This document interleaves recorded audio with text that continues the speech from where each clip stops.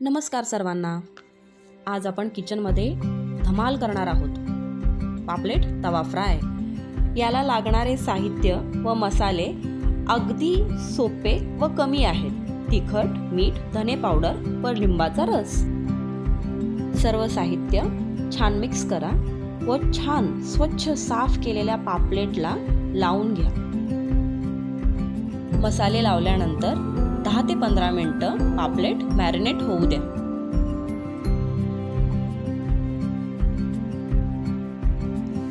एका तव्यामध्ये तेल तापवा व त्याच्यामध्ये फ्रेश कोथिंबीर टाका.